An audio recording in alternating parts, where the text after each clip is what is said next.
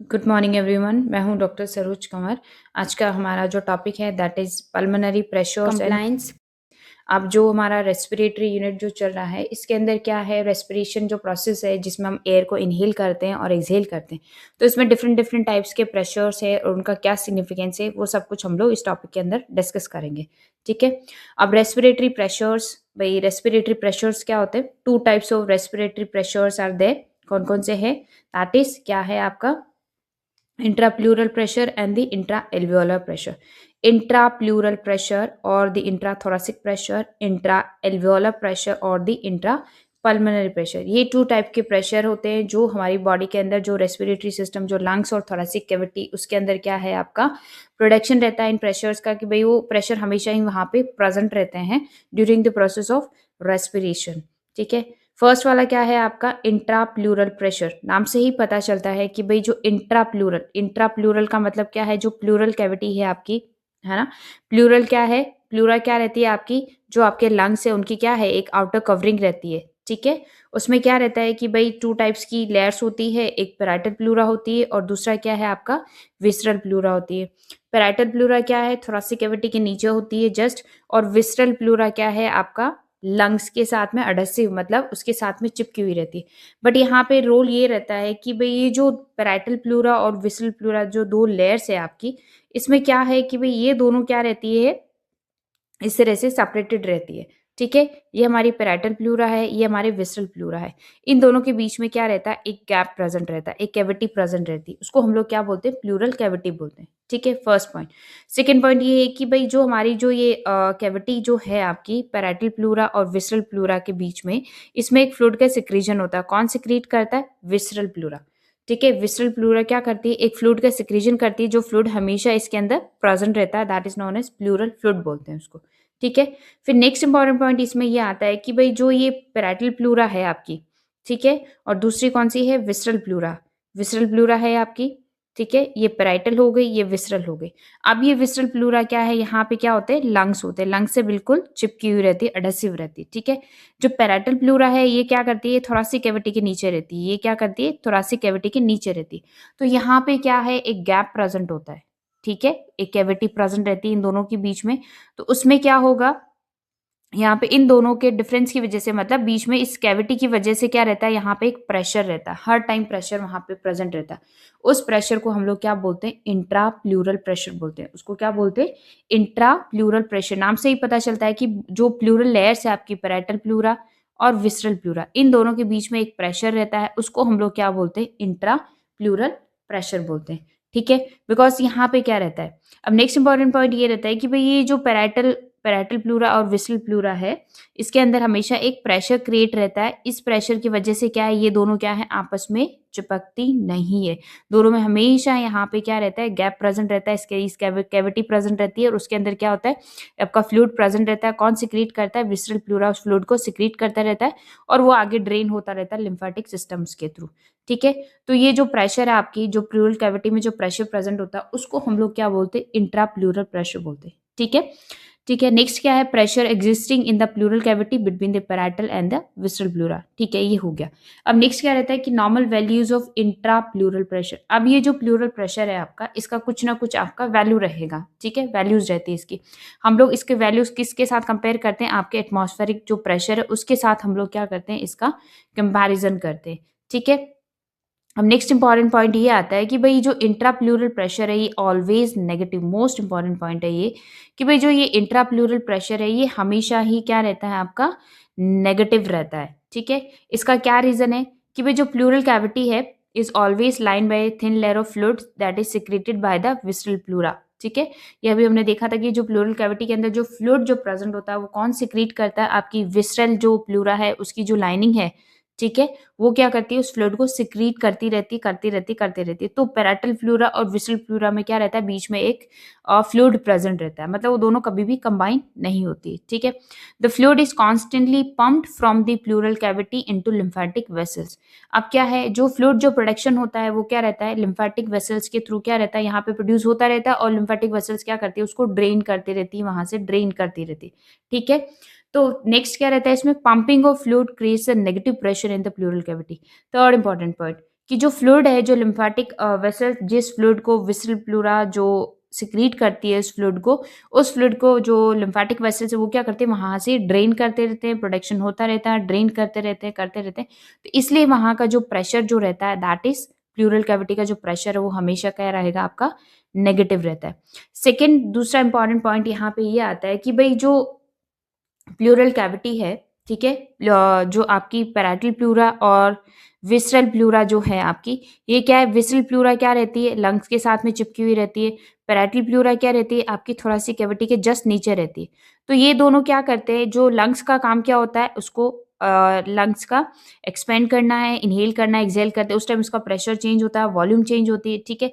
इधर thoracic cavity क्या है आपका, अ वो भी एक्सपैंड होती है, ठीक है, रिलैक्स होती है और एक्सपैंड होती है, ठीक है? तो वहाँ पे जो पैराइटल प्लूरा क्या रहता है, इसमें ये इम्पोर्टेंट पॉइंट है कि भई आपकी जो पैराइटल प्लूरा है और ये विसरल प्लूरा है, ठीक है?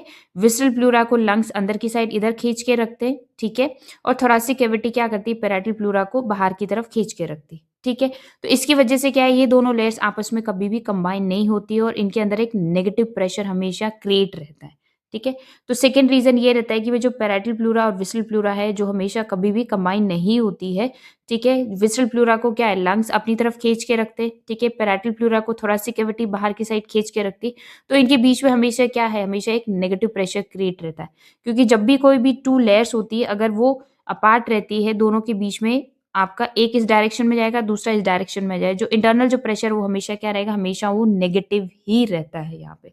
आगे हम देखेंगे कि इस नेगेटिव प्रेशर का क्या सिग्निफिकेंस है हमारे सिस्टम के अंदर, ठीक है? नेक्स्ट क्या रहता है, pumping of fluid creates negative pressure, ये हमने देख लिया था। नेक्स्ट क्या रहता है कि भई ये जो प्लूरल प्रेशर जो है वो हमेशा नेगेटिव रहता है। इसके 2 पॉइंट्स थे कि एक तो भाई जो फ्लूइड पंपिंग ऑफ फ्लूइड जो है, वो हमेशा क्या रहता है, लिम्फेटिक वेसल्स को ड्रेन करती रहती है, प्रोडक्शन होता रहता है, फिर ड्रेन करती रहती है, तो वहाँ पे एक नेगेटिव प्रेशर बना हुआ रहता है। दूसरा रीज़न ये भी हो सकता है कि भई जो पैराइटल प्लूरा और विसल प्लूरा दोनों क्या कंबाइन नहीं होती, उन लेयर्स क्या एक अपोजिट साइड में एक-दूसरे को खींचती रहती है। तो वहाँ पे भी क्या है, नेगेटिव प्रेशर क्रिएट रहता है, ठीक है? बट इन केस ऑफ कुछ कंडीशंस रहती है जहाँ पे जो प्लूरल प्रेशर जो है वो हमेशा पॉजिटिव प्रेजेंट होता है, जैसे कि इन केस ऑफ ये आपकी फिजियोलॉजिकल जो डिजीज जो रहते हैं, फिजियोलॉजिकल कंडीशन जो रहती है उसकी वजह से आपका जो प्लूरल कैविटी का जो प्रेशर है वो क्या पॉजिटिव भी हो सकता है। इन केस ऑफ न्यूमोथोरेक्स, न्यूमो का मतलब क्या होता है, एयर, थोरेक्स मतलब प्लूरल कैविटी में किसी भी इंजरी की वजह से या फिर स्टैब वाउंड हो गया, कोई चाकू डाल दिया अंदर या कुछ और रोड डाल दिया अंदर, तो छेद होने की वजह से क्या अंदर एयर आती रहती अंदर है, बट वो जो दोनों लेयर्स के बीच में जो पैराइटल और विसल प्लूरा, अगर यहाँ पे एयर का प्रेजेंस हो रहा है, यहाँ पे एयर एक्युमुलेट हो रही है, न्यूमोथोरेक्स बोलते हैं उसको, ठीक है? अब वो एयर बाहर जा नहीं सकती, तो इस प्रेशर का क्या रहेगा, ये हमेशा पॉजिटिव प्रेजेंट रहता है यहाँ पे, ठीक है? सेकंड है आपका क्या है, आपका दैट सेकंड कंडीशन क्या रहता है, that is known as hydrothorax. Hydro मतलब वाटर, थोरेक्स वही सेम बात, पैराइटल प्लूरा विसल प्लूरा इसके बीच में क्या आ रहा है, वाटर का एक्युमुलेशन हो रहा है यहाँ पे, तो उस टाइम क्या रहेगा, इनका प्रेशर क्या रहेगा यहाँ पे, बिकॉज ये वाटर क्या ड्रेन हो नहीं पाएगा कहीं से, वो इंटरनली एक प्रेशर क्रिएट करेगा, तो वो क्या रहेगा, पॉजिटिव प्रेशर रहेगा आपका, ठीक है? नेक्स्ट रहता है दैट इज हीमोथोरेक्स। हीमोथोरेक्स का मतलब क्या होता है, हीमो मतलब कि ब्लड, ठीक है? ब्लड एक्यूमुलेशन, कोई भी इंजरी हुआ यहाँ पे, ठीक है? कोई भी रोड ट्रैफिक एक्सीडेंट इंजरी है जहाँ पे प्लूरल कैविटी में इंजरी हुआ, तो वहाँ पे ब्लड एक्यूमुलेट हो गया, उसको हम लोग बोलते हैं हीमोथोरेक्स। ये भी क्या करता है, ब्लड अंदर ही अंदर एक्यूमुलेट हो रहा है, बाहर जाने का रास्ता नहीं, तो प्रेशर अंदर का क्या रहेगा, हमेशा क्या रहेगा आपका, पॉजिटिव हो सकता है, ठीक है? पायोथोरेक्स, पस का फॉर्मेशन, कोई भी रेस्पिरेटरी डिजीज है, ठीक है, इसके अंदर पस का फॉर्मेशन हो रहा है, प्लूरल कैविटी में कोई इन्फेक्शन हो गया है, उसकी वजह से पस का फॉर्मेशन हो रहा है, तो क्या रहेगा, इसके अंदर पस होने की वजह से क्या है, आपका वहां से ड्रेन नहीं होगा पस, और वहां पे क्या रहेगा, प्रेशर क्या रहेगा आपका, पॉजिटिव होता चला जाएगा। तो ये कुछ फिजियोलॉजिकल कंडीशंस होती है, सब पैथोलॉजिकल कंडीशंस होती है कि भाई in case of pneumothorax, hydrothorax, pneumothorax, pyothorax, in conditions के अंदर क्या है, आपका प्लूरल जो प्रेशर रहता है वो पॉजिटिव रहता है। अदरवाइज नॉर्मल कंडीशन में जो प्लूरल प्रेशर है वो हमेशा क्या रहेगा आपका, नेगेटिव रहता है, ठीक है? अब सिग्निफिकेंस क्या है, हमारा जो इंट्राप्लूरल जो प्रेशर है वो क्या सिग्निफाई करता है, वो क्या, it prevents the collapsing tendency of lungs, ठीक है? ये हमने देखा कि बिकॉज जो पैराइटल प्लूरा और जो विसरल प्लूरा है, इन दोनों की जो लेयर्स है, जो आपका ये विसरल प्लूरा क्या करता है, इसको इधर विसरल प्लूरा लंग्स के साथ एडेसिव रहता है, पैराइटल प्लूरा बाहर की साइड खिंचा हुआ रहता है, तो इन दोनों में क्या एक तरह से प्रेशर, नेगेटिव प्रेशर रहता है, तो वो एक दूसरे को रिकॉल नहीं होने देती और लंग्स को पूरा अंदर की क्या है, उसको कोलैप्स होने नहीं देता है, कि लंग्स वापस पूरा का पूरा कोलैप्स हो जाए, ऐसा नहीं होता है। तो it prevents the collapsing tendency of the lungs. Next क्या, because of negative pressure in the thoracic region the larger veins and vena cava are dilated. अब जो थोरेसिक कैविटी है आपकी, ठीक है, लंग्स के बाहर जो थोरेसिक कैविटी, उसके अंदर क्या रहता है, नेगेटिव प्रेशर रहेगा प्लूरल कैविटी में, ठीक है। उस नेगेटिव प्रेशर की वजह से क्या है, जो लार्ज वेन्स और वेना केवा है वो हमेशा क्या रहते हैं, वो डायलेटेड रहते हैं हमेशा, वो कभी भी कोलैप्स नहीं करेंगे, ठीक है। As a negative pressure acts like a suction pump. Negative pressure क्या है, सक्शन पंप की तरह एक्ट करता है। तो ये क्या करता है, लोअर बॉडी का जो वीनस ब्लड है from the lower body towards the heart against gravity बहुत इजी वे में क्या करता है, वो ड्रेन कर लेता है, ठीक है। तो यहाँ पे जो इंट्राप्लूरल प्रेशर है, जो थोरेसिक कैविटी का जो प्रेशर है आपका, वो क्या करेगा, वो अगेंस्ट ग्रेविटी काम करता है, और नेगेटिव होने की वजह से क्या रहेगा, जो आपका जो वीनस रिटर्न है बहुत ही इजी वे में अगेंस्ट ग्रेविटी वो ऊपर आ जाता है, because of the negative pressure in the thoracic cavity और द इंट्राप्लूरल प्रेशर की वजह से, ठीक है। अब यहाँ पे वैल्यूज क्या है कि भाई जो इंट्राप्लूरल प्रेशर है उसका वैल्यू क्या रहता है, हम लोग एटमॉस्फेरिक प्रेशर के हिसाब से मेजर करते हैं कि भाई at the end of normal inspiration, ठीक है, और at the end of normal expiration, ठीक है। अब क्या है, इंस्पायर करते तो क्या होता है, आप गहरी सांस लेते हो, जैसे ही गहरी सांस ली तो क्या हो, लंग्स का अंदर का क्या रहा, आपका वॉल्यूम बढ़ गया। जब वॉल्यूम बढ़ेगा तो क्या है, वॉल्यूम और ये आपका जो प्रेशर है ये क्या होता है, इन्वर्सनली प्रोपोर्शनल होता है। अगर वॉल्यूम बढ़ेगा तो प्रेशर कम हो जाएगा, प्रेशर बढ़ेगा तो वॉल्यूम कम हो जाएगा, ठीक है। ये यहाँ पे बॉयल्स लॉ हम लोग अप्लाई करते हैं इसके अंदर कि भाई जब आपने नॉर्मल इंस्पायर करा, अंदर सांस ली, तो क्या हुआ, अंदर का जो वॉल्यूम, जो लंग्स का जो वॉल्यूम था वो क्या हुआ, बढ़ गया। वॉल्यूम बढ़ा तो क्या, इंट्राप्लूरल प्रेशर को हम लोग देखेंगे यहाँ पे, तो जो प्लूरल कैविटी है, जैसे ही आपने इनहेल करा, प्लूरल कैविटी के अंदर का जो वॉल्यूम वो बढ़ा, जैसे ही बढ़ा, बढ़ते ही क्या हुआ, वहां का प्रेशर क्या हो गया, कम हो गया, ठीक है। Second, at the normal expiration में क्या रहेगा, -2 mm, मतलब इतना आपका प्रेशर कम होता है। अभी हम लोग इसको विद द डायग्राम की हेल्प से यहाँ पे देखते हैं। अब यहाँ पे हम देखेंगे कि आपका क्या है, लंग वॉल्यूम है, इंट्राप्लूरल पल्मोनरी प्रेशर है, इंट्रा एल्वोलर प्रेशर है, और दूसरा क्या है आपका, इंट्राप्लूरल और इंट्राथोरेसिक प्रेशर है। अब यहाँ पे हम देखेंगे कि भाई यही सब मोटा मोटा जो पल्मोनरी प्रेशर का जो मोटा मोटा जो आपका सिग्निफिकेंस है वो यहीं पे आता है कि ये क्या इंस्पिरेशन है, ये एक्सपायरेशन है, फाइन। अब यहाँ पे क्या रहता है, आपका लंग वॉल्यूम है, ये जो ऊपर वाला है इसको हम लोग क्या बोलते हैं, ये लंग वॉल्यूम है आपका, ठीक है। ये लंग वॉल्यूम हो गया आपका, ये वाला, ठीक है। नेक्स्ट क्या रहता है आपका, इंट्रा पल्मोनरी प्रेशर और इंट्रा एल्वोलर प्रेशर। ये इंट्रा एल्वोलर प्रेशर हो गया आपका, जो पिंक पिंक कलर का है, ठीक है, ये इंट्रा एल्वोलर प्रेशर हो गया। नेक्स्ट थर्ड वाला क्या रहता है आपका, इंट्रा प्लूरल प्रेशर, ठीक है। ये क्या है आपका, इंट्रा प्लूरल प्रेशर हो गया। ये हमारे 3 टाइप के यहाँ पे, ठीक है। एक तो लंग वॉल्यूम हो गया है, दूसरा इंट्रा एल्वोलर प्रेशर हो गया है, इंट्रा पल्मोनरी है, इंट्रा एल्वोलर बोल सकते हो इसको यहाँ पे, और एक होता है इंट्रा प्लूरल प्रेशर और इंट्रा थोरेसिक प्रेशर। यहाँ पे हम देखेंगे कि फर्स्ट वाला क्या है हमारा, इंट्रा प्लूरल प्रेशर को हम डिस्कस करेंगे।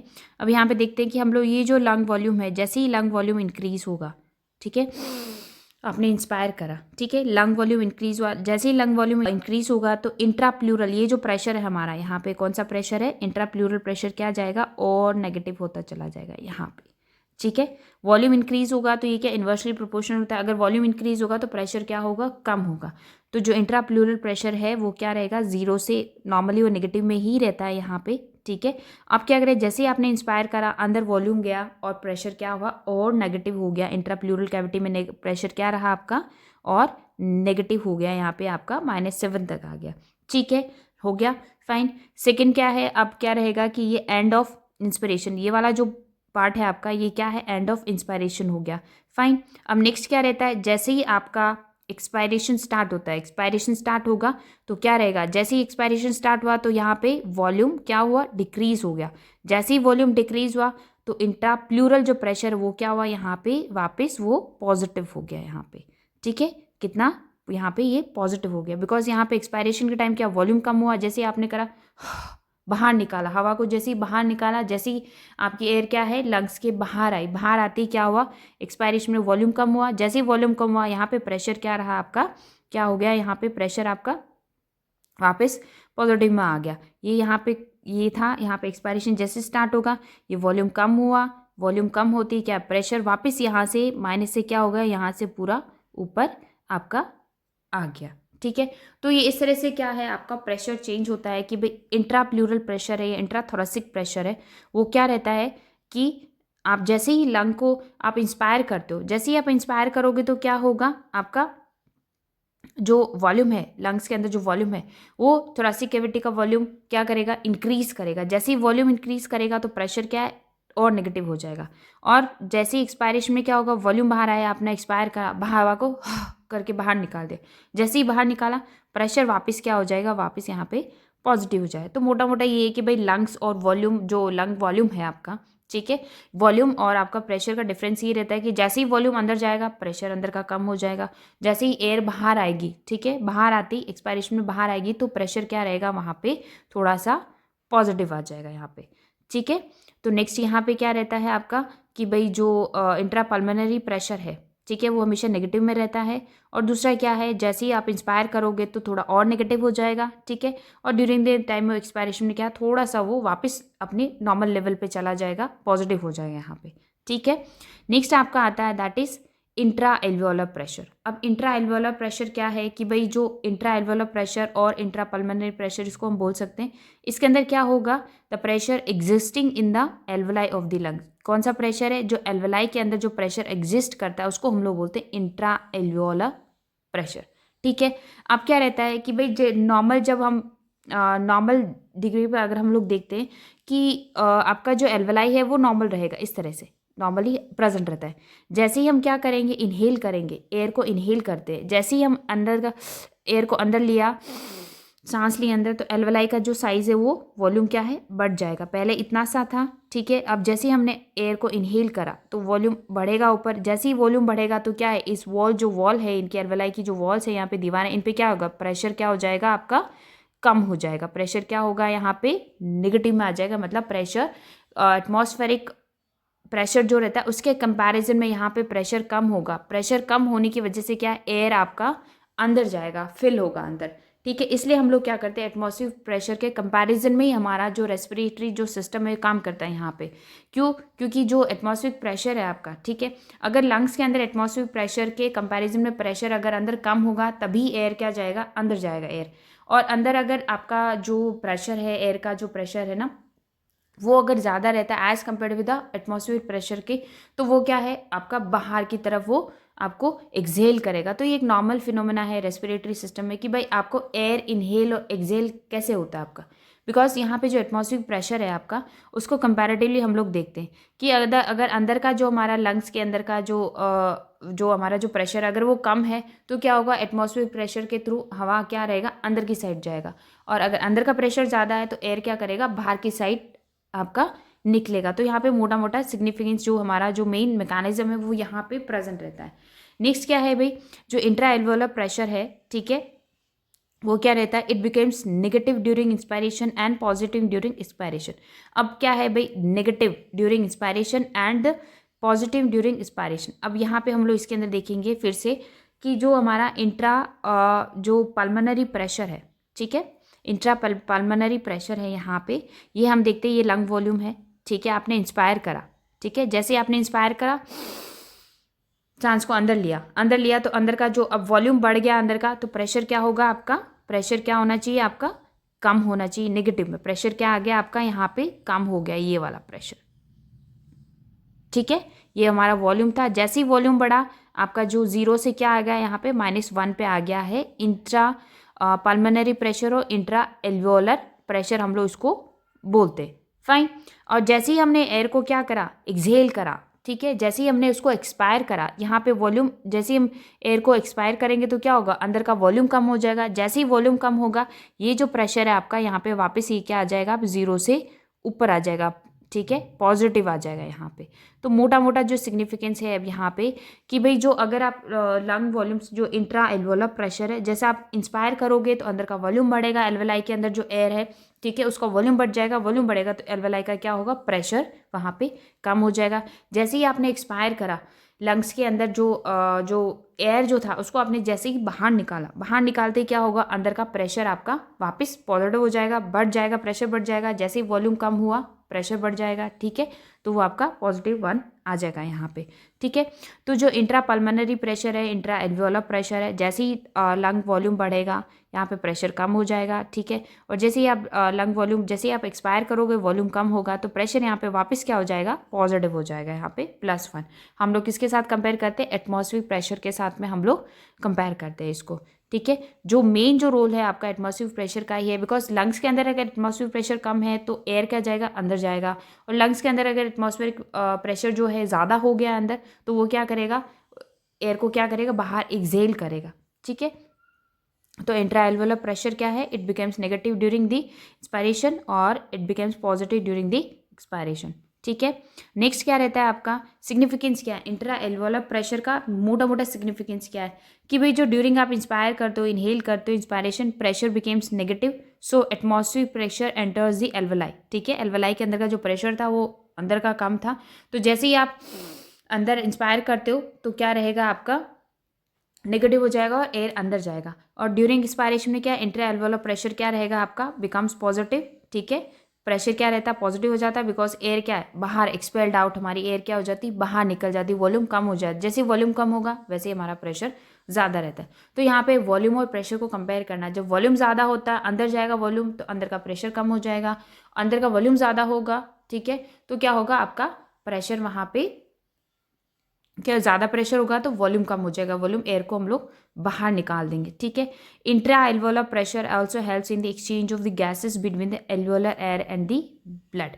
अब यहाँ पे क्या है, सबसे इंपॉर्टेंट पॉइंट ये रहता है कि भाई जो एल्वियोलाई के अंदर जो प्रेशर जो प्रेजेंट रहता है, यही हमारा गैसेस एक्सचेंज में हमारी हेल्प करता है। बिकॉज जैसे ही O2 का, अब क्या रहेगा, आप जैसे इंस्पायर करोगे O2 का प्रेशर ज़्यादा होता है, ब्लड के अंदर CO2 का प्रेशर ज़्यादा होता है, इन्हीं प्रेशर डिफरेंस की वजह से क्या है आपका CO2 उधर क्या आपकी एल्वेलाई के अंदर आएगा, एंटर होगा, और एल्वेलाई में क्या O2 को प्रेशर ज़्यादा होगा तो वो क्या करेगा, वो ब्लड के अंदर जाएगा। तो ये सकिंग वाला जो सिस्टम है आपका, प्रेशर डिफरेंस की वजह से क्या है आपके gases exchange O2 and CO2 का एक्सचेंज वहाँ पे टेक प्लेस होता है, फाइन। नेक्स्ट क्या रहता है, normal values of intra alveolar pressure. अब जब आप इंस्पायर करते हो तो क्या रहता है, -1 चला जाता है वो, ठीक है। हम लोग एटमॉस्फेरिक प्रेशर से माइनस करेंगे इतना आ जाएगा, ड्यूरिंग एक्सपायरेशन वो +1 इतना आपका प्रेशर अंदर से इंक्रीज होता है, तो उसके हिसाब से ये इतना आ जाएगा, ठीक है। नेक्स्ट आपका रहता है that is transpulmonary pressure. Transpulmonary pressure is a pressure difference between the intra alveolar pressure and the intra pleural pressure, ठीक है। ये हमारा थर्ड प्रेशर है दैट इज ट्रांसपल्मोनरी प्रेशर। ये क्या रहता है आपका, प्रेशर डिफरेंस है किसका, intra alveolar pressure and the intra pleural pressure. अब यहाँ पे देखो, इसके अंदर सबसे इंपॉर्टेंट पॉइंट ये आता है कि भाई जो इंट्रा एल्वियोलर प्रेशर है, अभी हमने देखा +1 -1 पे इंक्रीज हो रहा, इंट्रा प्लूरल प्रेशर है, ठीक है, वो हमेशा नेगेटिव ही प्रेजेंट रहता है, -7 तक चला जाएगा जब आप इंस्पायर करोगे, जब एक्सपायर करोगे एयर को तब वो -2 तक चला जाता है, मतलब वो पॉजिटिव में आ जाएगा आपका, ठीक है। अब यहाँ पे हमारा ये रहता है कि जैसे ही आपने इंस्पायर करा, ठीक है, ठीक है, ये आपका इंस्पायर कर दिया आपने, ठीक है, end of inspiration and the end of आपका क्या रहता है, स्टार्टिंग ऑफ एक्सपायरेशन, ठीक है। जैसे ही अब यहाँ पे ट्रांसपल्मोनरी प्रेशर हम कैसे मेजर करेंगे कि भाई आपने यहाँ पे एंड ऑफ इंस्पायरेशन ये आएगा आपका, यहाँ से इंस्पायर करा आपने, एंड हो गया इंस्पायरेशन का, और जिस पॉइंट पे, इस पॉइंट पे ही क्या रहता है आपका एक्सपायरेशन का स्टार्टिंग होता है यहाँ पे, ठीक है। तो ये जो मिड जो पॉइंट है जहाँ पे इंस्पायर आप एंड करते हो और एक्सपायर को आप स्टार्ट करते हो, तो दोनों के बीच में जो आपका जो ग्राफ बनेगा उसको हम लोग बोलते हैं ट्रांसपल्मोनरी प्रेशर बोलते हैं, ठीक है। क्या बोलते हैं इसको, ट्रांसपल्मोनरी प्रेशर बोलते हैं। तो फॉर एग्जांपल हम देख लेते हैं कि ये क्या है, हमारा इंट्रा एल्वियोलर प्रेशर है, ठीक है, ये इंट्रा पल्मोनरी प्रेशर है। तो इन दोनों में, ठीक है, इंट्रा एल्वियोलर प्रेशर ऊपर वाला और नीचे वाला इंट्रा पल्मोनरी प्रेशर है, ठीक है। अब यहाँ पे जो आपने इंस्पायर करा, क्या रहा, आपने इंस्पायर करा, ये इंस्पायरेशन है, ये इसका इंस्पायरेशन है, ठीक है, ठीक है, इंस्पायर एंड हो गया यहाँ पे एंड हो गया, ठीक है।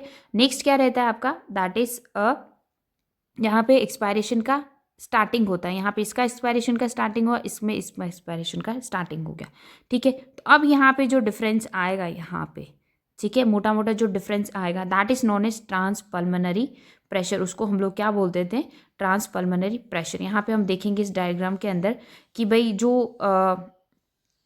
आपका ये देखें यहाँ पे इंट्रा, फर्स्ट वाला क्या है, इंट्रा एल्वोलर प्रेशर है, ठीक है। ये हमारा क्या है, इंट्रा एल्वोलर प्रेशर यहाँ पे, ठीक है। यहाँ पे क्या है, इंस्पायरेशन का हुआ एंड हो गया, ठीक है। एक्सपायरेशन का आपका स्टार्टिंग हो गया, फाइन। ये बीच वाला जो मिड पॉइंट है यहाँ पे इंट्राप्लूरल प्रेशर में भी क्या हुआ, यहाँ पे end of inspiration and starting of expiration, ठीक है। एक्सपायर करा हमने यहाँ पे, तो ये जो बीच का जो आपका जो बनेगा that is known as transpulmonary pressure. इसको क्या बोलते हैं हम लोग, ट्रांसपल्मोनरी प्रेशर बोलते हैं इसको। क्लियर है।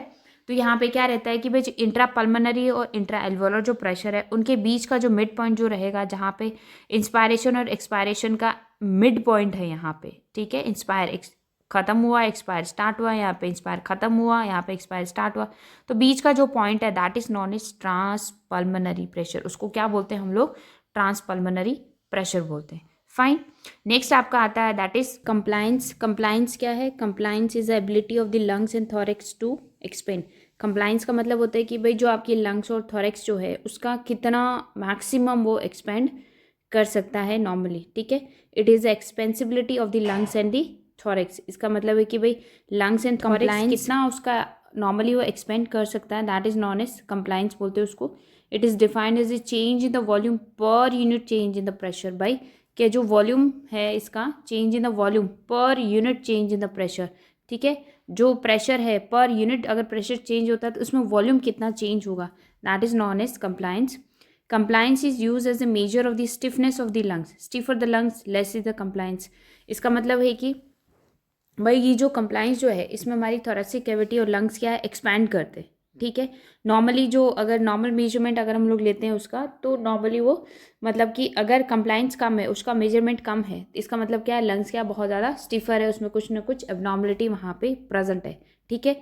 Stiffness of the lungs, stiffer the lungs, less is the compliance. मतलब कि जितने लंग्स बहुत ज़्यादा मतलब लाइक बहुत ज़्यादा स्टिफ होंगे तो उसका कंप्लायंस भी जो मेजरमेंट आएगा उसका एक्सपेंसिबिलिटी का वो भी क्या होगा आपका, कम होगा, ठीक है। Normal values of the compliance, normal values क्या है, इंट्रा प्लूरल प्रेशर या इंट्रा पल्मोनरी प्रेशर या फिर क्या है इंट्रा एल्वोलर प्रेशर के हिसाब से हम लोग उसको मेजर करते हैं। Compliance is a relation to intra alveolar pressure. Compliance is the volume increase in the lungs per unit increase in the intra alveolar pressure. वह जो इंट्रा एल्वोलर प्रेशर है वो इंक्रीज होता है तो उसका वॉल्यूम उसके हिसाब से इंक्रीज होता है, ठीक है। Compliance of the lungs and thorax इतना है, ठीक है। और नेक्स्ट क्या है, कंप्लायंस लंग्स एलॉन, उसका एलॉन जो लंग्स है उसका जो प्रेशर जो रहेगा इतना रहेगा, और जो लंग्स एंड थोरैक्स अगर एक साथ मेजर करते हैं तो उसका इतना रहेगा as per the intra alveolar pressure के साथ में। नेक्स्ट है compliance in relation to the intra pleural pressure. Compliance is the volume increase in the lungs per unit decrease in the intra pleural pressure. मतलब कि यहाँ पे क्या रहता है कि भाई आपका compliance is the volume increase हो रहा है पर unit decrease in the intra pleural pressure. Intra pleural pressure हमेशा नेगेटिव में ही रहता है, तो यहाँ पे क्या है, पर यूनिट जो डिक्रीज हो रहा है आपका, ठीक है, per unit intra pleural pressure decrease होगा और पर यूनिट उसका वॉल्यूम क्या हो रहा है यहाँ पे इंक्रीज हो रहा है। Compliance of the lungs and thorax together वो इतना है, ठीक है। और एलॉन जो सिर्फ लंग्स का है दैट इज इतना प्रेशर है आपका, फाइन। सो कंप्लायंस क्या होता है कि इसमें आपके थोरैक्स और लंग्स कितना एक्सपैंड हो सकते हैं, that is known as compliance.